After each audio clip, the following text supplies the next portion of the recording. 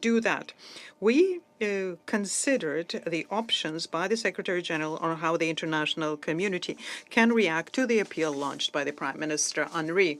We also noted that there are varying opinions on this within the Haitian society. Many opposition groups call for not allowing a foreign intervention, and they're rightly referring also to put it mildly, not a very successful experience with external interference in the affairs of their country. We issue a call to take these opinions into account and to carefully weigh all of the consequences of bringing the foreign contingents within international or regional formats into Haiti. Mr. President, we do not share the desire of the pen holders to lump together the issues of unblocking port infrastructure in Haiti issues with the issue of introducing a sanctions regime against the country.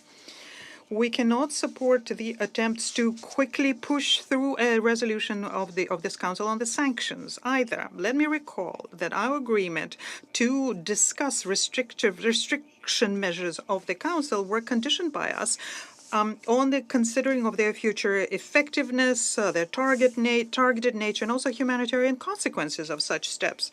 Security Council sanctions is a serious and long-term instrument which requires in-depth analysis and detailed negotiations of the text, especially since the last time the sanctions regime was introduced by the Council 5 years ago. We expecting that the hastily put together document, when endorsed by the Security Council, will miraculously remove all woes from Haiti is at the very least naive. In the case of Haiti, we need to do everything possible to make sure that the measures are aimed at restoring government control and not be perceived, as is frequently the case, as a way of punishing the entire country and its people. Sanctions should not become an impediment to extending socioeconomic assistance to the country, nor should they snuff out the political process. We call on the sponsors of the document to reject the tactic of having a negotiating race and artificial deadlines, and to finally pay attention to the constructive proposals and concerns of many Council members. I thank you. Je remercie. I thank the representative of the Russian Federation for his statement. I now give the floor to the representative of France. Thank you, President. I also thank the Special Representative, Ms. Lalim, for her briefing, and I welcome the presence here of the Foreign Affairs Ministers of Haiti and the Dominican Republic, as well as the Permanent Representative of Belize and the International Organization for the Francophonie. President, as the situation continues to deteriorate in Haiti on all fronts, cholera has made a comeback. This is all the more alarming since humanitarian and medical assistance to combat this epidemic cannot be freely delivered. France thus took solemn note of the call launched by the Prime Minister on the 6th of October. We call upon the international community to remain mobilized and also to redouble their efforts to help Haiti. President, we share the observation of the Secretary-General in his letter of the 9th of October. The health and security situations require a more robust response from the international community. The goal must be to furnish more effective support to the national Haitian police, who are on the first line in the face of the gangs. France is therefore in favor of imposing sanctions upon all those who threaten peace and security in Haiti. We must exert greater pressure upon criminal groups, in particular the gangs, and those who assist and finance the gangs. We trust that the work undertaken within the Council will conclude as soon as possible. Rebuilding an effective justice system and combating impunity must also be a priority if we wish to put an end to the violence. President, France will continue to urge all Haitian political players to find an agreement leading to the organization of democratic elections when the security conditions are met. Against the current backdrop, the political class must exhibit great responsibility so as to resume dialogue and get out of the impasse.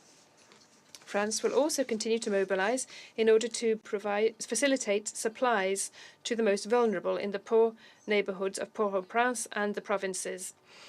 The blocking of the Varennes terminal is unacceptable in this regard because it compromises the delivery of humanitarian aid and the tackling of the epidemic.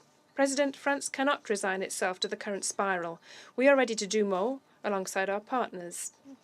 We will contribute actively to resolutions and drafts currently being presented by the United States and Mexico, and as long as it is necessary, we will continue to mobilize the international community so as to come to the aid of the Haitian people. Thank you. I thank the representative of France for her statement. I now give the floor to His Excellency Mr. Jean-Victor Généus, Minister for Foreign Affairs and Worship of Haiti.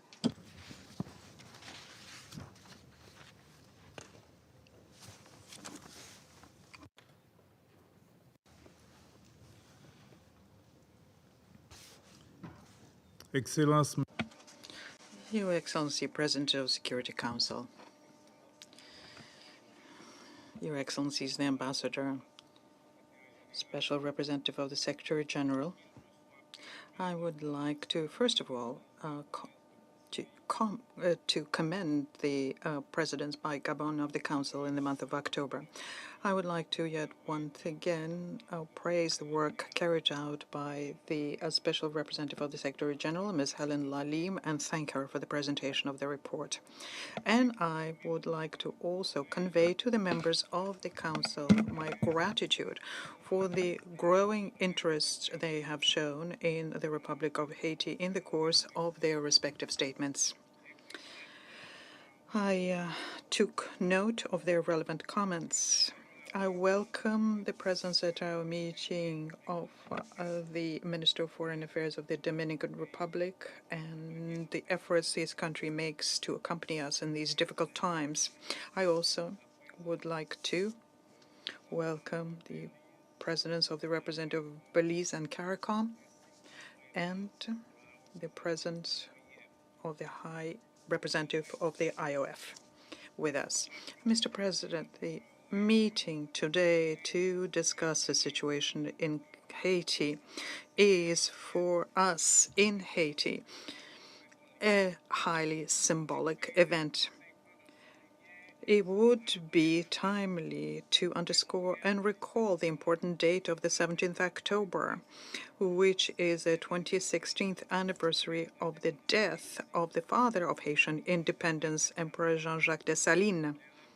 He is an iconic figure in the Haitian Revolution of 1804.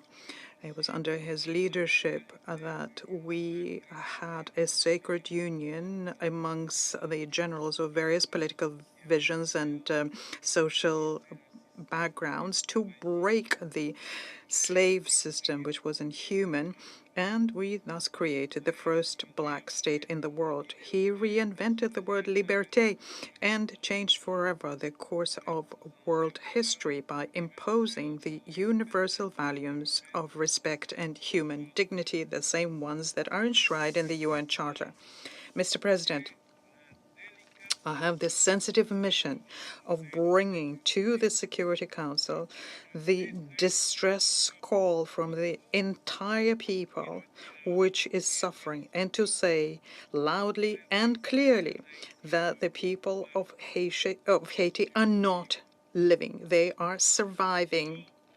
And I speak to you on behalf of 4 million children who could not go to school because of gang violence. I also speak to you on behalf of the women and girls who have been raped and the innocent people who were murdered.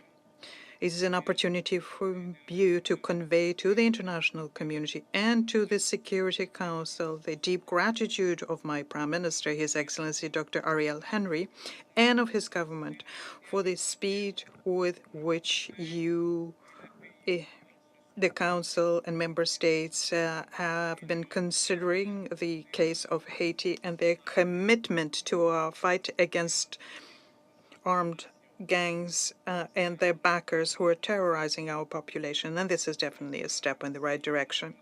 I also welcome the measures planned by the American and Mexican administrations against chiefs of gangs and those who fund them.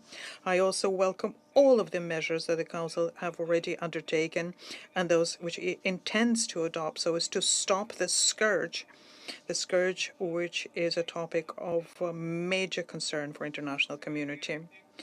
It is a very stark and unfathomable reality for the people of Haiti that I'm describing here and now. And I have done it in all of the international fora. Once again, my government appeals to an active solidarity to tackle this challenge.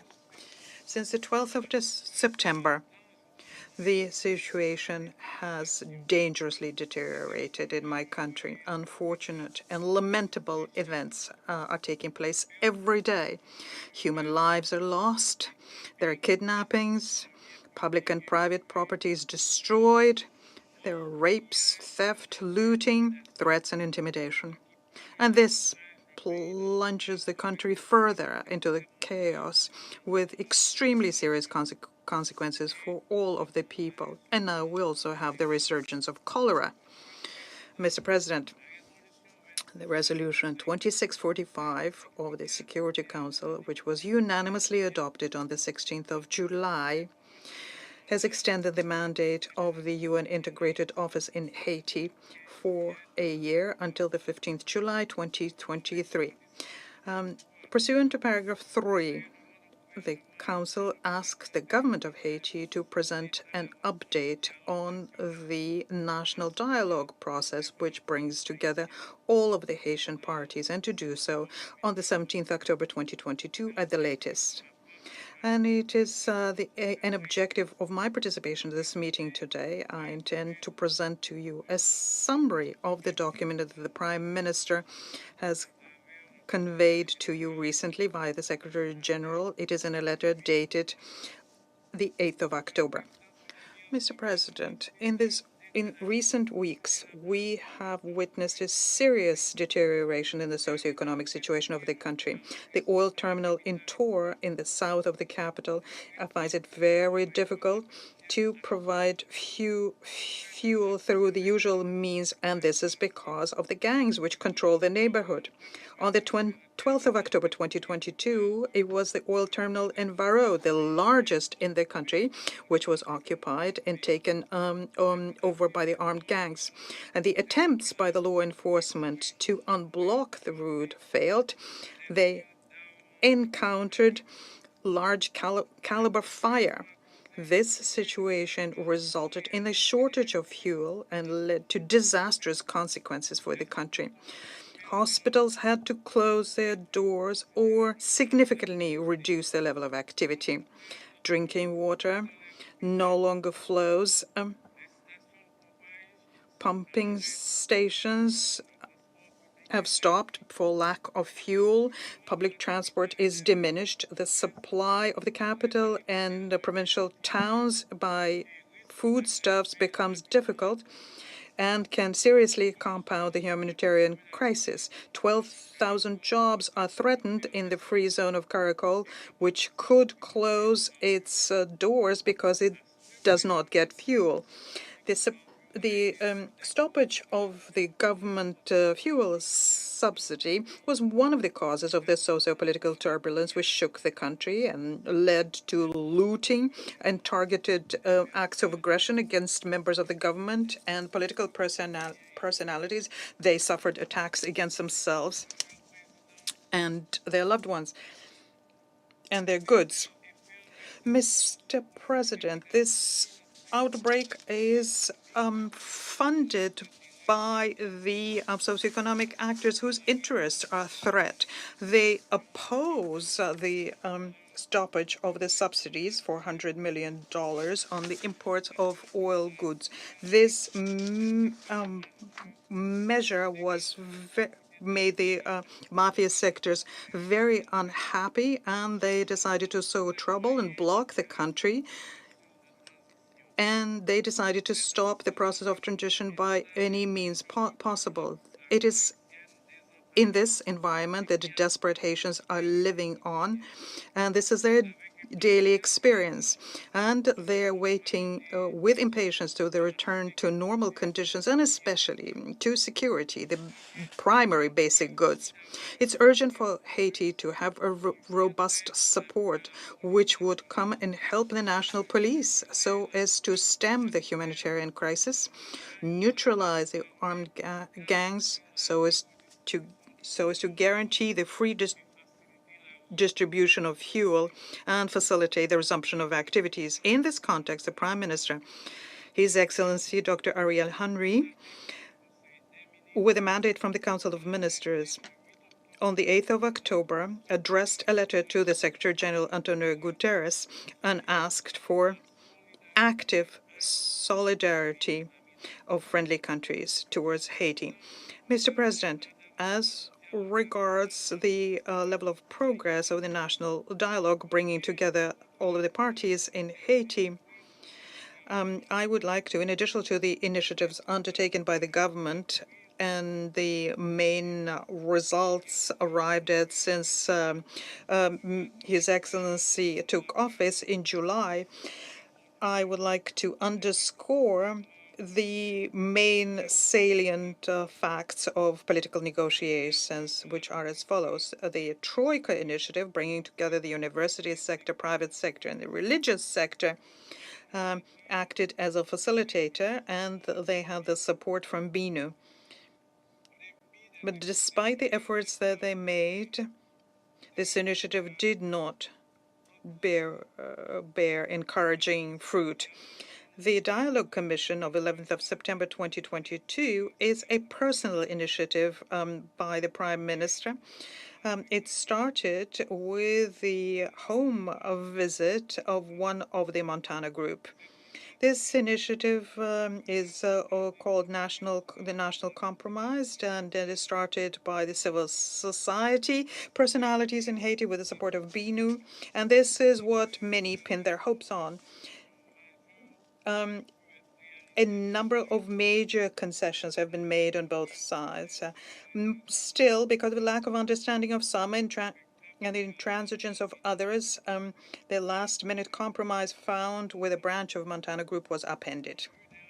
So as to broaden the negotiating framework, the Prime Minister brought in the private sector to the discussions on the future of the country. The private sector supported the principal macroeconomic reforms by the government, in particular those which have to do with customs revenue and fiscal reform. The National Compromise document just mentioned was shared with the private sector. They are aware of the National Pact for the implementation of the development plan for the upcoming 20 years. And the actors concerned seem willing to openly adhere to this work and seem to be ready to sign the compromise agreement together with the political sector and civil society. The Secretary General, in his letter dated 9th October to the Council, in the wake of the request from the government by Haiti, have urged the international community, including members of the Council, to urgently consider the request from the government so as to help us face the crisis. Mr. President, Haiti today is dealing with major security, political, economic, and social challenges. The humanitarian crisis and the resurgence of cholera aggravate the situation further. To conclude, I would like to renew the expression of the government of my country's commitment to redouble efforts so as to arrive at a political agreement which would enable us to reestablish democratic institutions through organizing general elections as soon as the security conditions allow, so as to give the power to the democratically and freely elected representatives of the people. I thank you for your attention. Je remercie Son Excellence, Monsieur Généus. I thank His Excellency Mr. Généus for his statement, and I now give the floor to His Excellency Mr. Roberto Alvarez Gil, Minister for Foreign Affairs of the Dominican Republic. Thank you, President. Members of the Council, Ambassador Lalim, Minister Généus, representatives of CARICOM and the Francophonie. Much has been said and written about the crisis that threatens the existence of a large part of the Haitian people, who are stoically enduring the terrifying normalization of violence, the deterioration of the environment and health, which have shocked the international community. We thank the members of the Security Council for their commitment in responding to this emergency situation and the Secretary-General for his important efforts in promoting this dynamic in response to the Haitian crisis. At the present time, in the light of what we have already learnt, it is reasonable to expect that the Security Council will respond favourably to the repeated requests for action. In particular, to the request of the Haitian authorities themselves, addressed to the Council and to the international community for urgent assistance to curb the excesses, abuses and crimes committed by armed gangs. These crimes seriously affect the welfare of the Haitian people, depriving them of access to food and basic health services, which, according to a report by BINU, especially victimize women and children. And as we have heard from Ambassador Lalim as well today, our country has already expressed its support for the request for assistance made by the Prime Minister of Haiti, and we have acted accordingly. Likewise, we strongly support a regime of sanctions and an arms embargo to be approved by the Security Council against individuals and institutions, as our government has already done. As if these calamities were not enough, an epidemic outbreak of cholera has arisen in Haiti that could mean the loss of thousands of additional lives. Given the way in which cholera spreads and the disastrous effects it has had in the recent past, the international community must act swiftly. Faced with this tragic situation, the Haitian authorities and people are awaiting an effective response that will offer some hope of relief from the catastrophic consequences they are currently experiencing. As we have already stated, all efforts to achieve peace in that country must be paralleled by an inclusive political process led by the Haitians themselves, in order to achieve the necessary national unity to address the root causes of this protracted crisis. However, we are at a turning point, the priority of which is to bring peace and to deliver as much humanitarian aid as possible to alleviate the suffering of the Haitian people. In the meantime, in view of this alarming health situation and given the ease and rapidity of the spread of diseases, our country is conducting health programs and active epidemiological surveillance at the border level, together with other measures to prevent and protect the people of the Dominican Republic from this health threat. President, we are facing an unprecedented humanitarian and security crisis in Haiti. It must be addressed with the urgency that the case deserves. There is no time to lose. We appeal once again to this Security Council to use all the resources and means at its disposal to reverse the course of this situation and to effectively prevent it from spreading beyond the borders of our neighbouring country.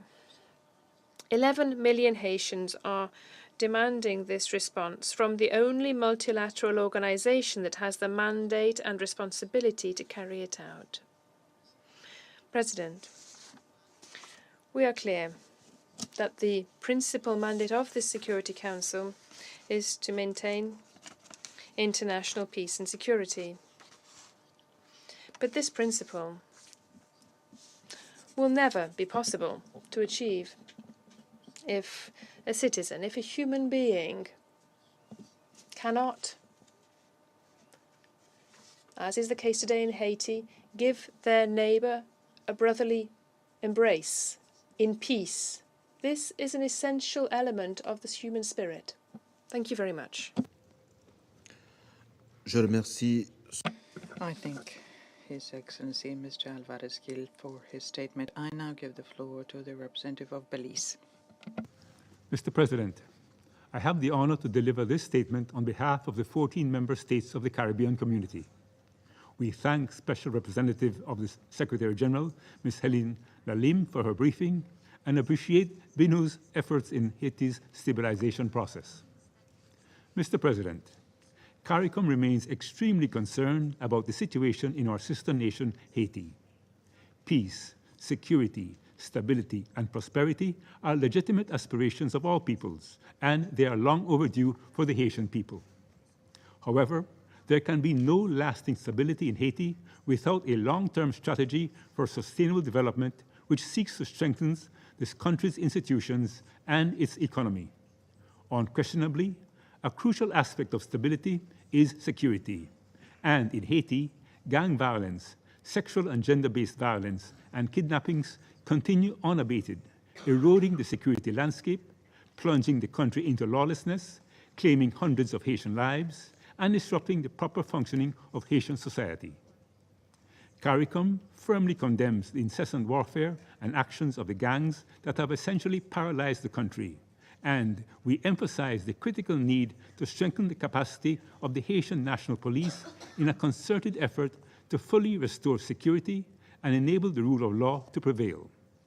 In this connection, heads of government of the Caribbean community have taken note of the appeal of Prime Minister Henry for the urgent assistance of Haiti's international partners for short-term assistance to address the security and humanitarian crises. CARICOM heads of government are therefore undertaking internal consultations to determine how best to respond to the call from Prime Minister Henry for assistance. Strengthening the state's security apparatus must also extend to and include measures to combat corruption, illicit financial flows, and illicit weapons flows. The amalgamation of these scourges is a direct threat to the people of Haiti and can have a dangerous destabilizing spillover effect on neighboring states in the region. CARICOM is deeply alarmed by the ongoing gang blockade of fuel that is prohibiting access to essential services such as healthcare, safe, reliable drinking water, and proper sanitation, which are basic human rights indispensable to sustaining lives and maintaining dignity. They are also critical to thwart the wider spread of cholera that has regrettably resurfaced in the country. This issue must be confronted immediately to prevent a repetition of the tremendous suffering experienced by Haitians in years gone by. Growing food insecurity is also of grave concern. Millions are facing acute hunger, and the situation is now exacerbated by global food prices and soaring inflation. Vulnerabilities are high as Haiti struggles with multiple crises at once. Mr. President, we consider it urgent for all national stakeholders to engage in meaningful and constructive political dialogue guided by a spirit of compromise. Personal and partisan interests must be set aside to bridge the existing political chasm, build confidence, and effectively facilitate the political process. The Haitian people cannot go it alone. They require meaningful support from various regional, hemispheric, and international partners to assist in implementing the way forward. CARICOM, of which Haiti is a valued member, has offered its instruments and tools and is well placed to provide support for the electoral process and a good office's role in dialogue with national stakeholders. We also cannot discount the potential role and contributions of CELAC, the Organization of American States, and the African Union in this regard. Above all, efforts made to tackle the seemingly insurmountable challenges faced by the Haitian people must be Haitian-led and Haitian-owned. As such, an inclusive inter-Haitian dialogue process with the full and equal participation of women and youth is critical and must be accompanied by a national reconciliation process. Mr. President, we reaffirm our solidarity with the Haitian people in addressing the underlying drivers of the country's instability and insecurity. Haiti's legacy of underdevelopment cannot be divorced from the historic injustices meted out against it through enslavement, colonialism, and imperialism. Accordingly, the noble cause of reparatory justice cannot be sidestepped any longer. Haiti fatigue is not a concept that must be allowed to take root in our collective consciousness. We cannot lose compassion in addressing the Haitian crisis. It is our solemn obligation to remain fully engaged on the situation in Haiti, to assist our brothers and sisters who yearn for and deserve a new beginning. I thank you. Je remercie. I thank the representative of Belize for their statement. I now give the floor to Her Excellency, Ms. Iphigenia Kontoleontos.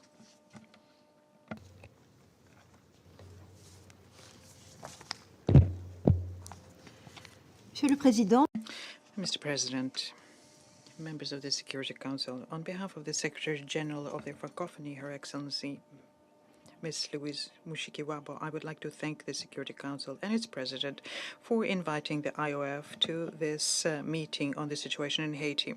I thank the Special Representative of the Secretary General and Head of BINU for her briefing, and I welcome the presence here of His Excellency Mr. Geneus, Minister for Foreign Affairs and Worship of Haiti, and His Excellency Mr. Alvarez Gil, Minister for Foreign Affairs of the Dominican Republic and of the representative of Belize.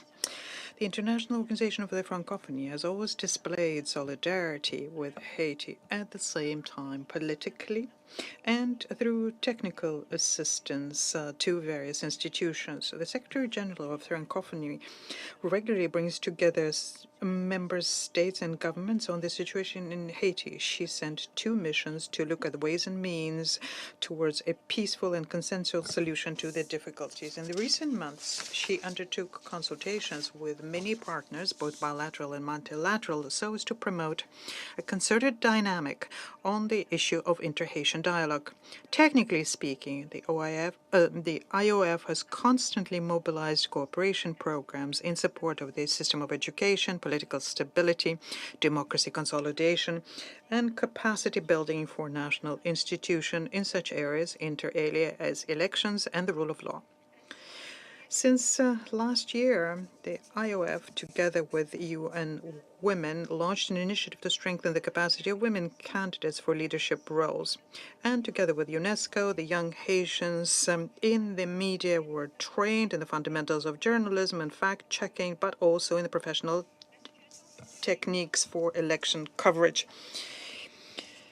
We realize that now there is a security crisis and political crisis. Human security is deteriorating in such areas as food, health, and physical safety, accompanied by gang violence. Security threats are brought in by internal actors who are very well known throughout the country.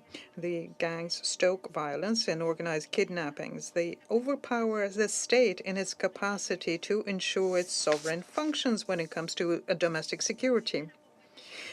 The insecurity and poverty feed into each other, and the worsening of poverty opens opportunities to organized crime, who recruit a growing number of young people. And this is a vicious circle which needs to be broken urgently. Furthermore, the national production system has been stalling for a number of years.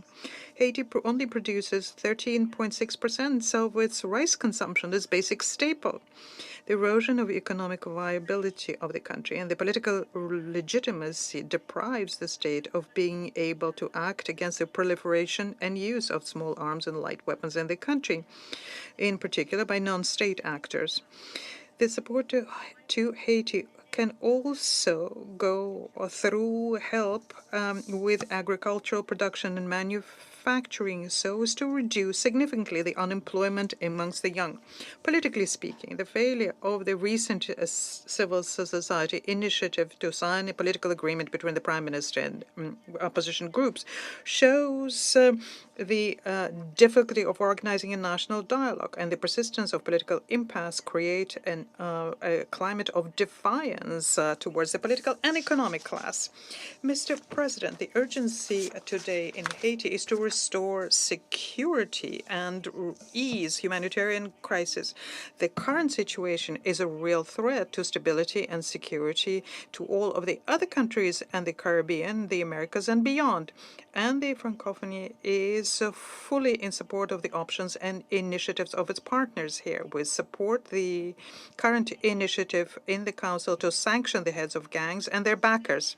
And we commit ourselves to continue with the advocacy to make sure that combating the gangs is first priority, even before the elections. The Secretary General of the Francophonie condemned in her communique on the 6th of October the looting and violence in Haiti.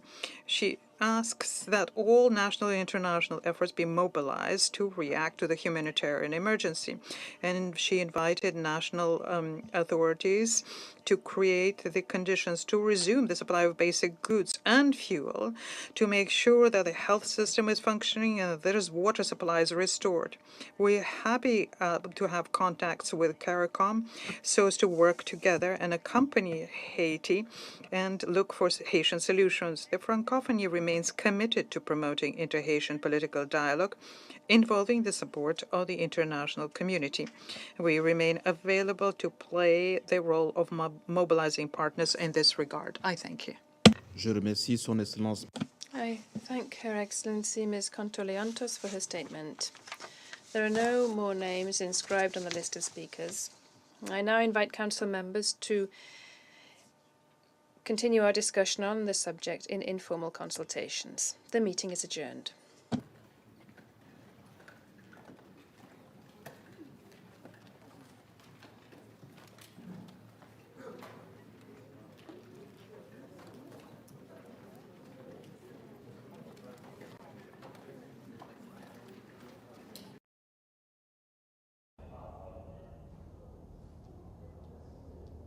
Bill?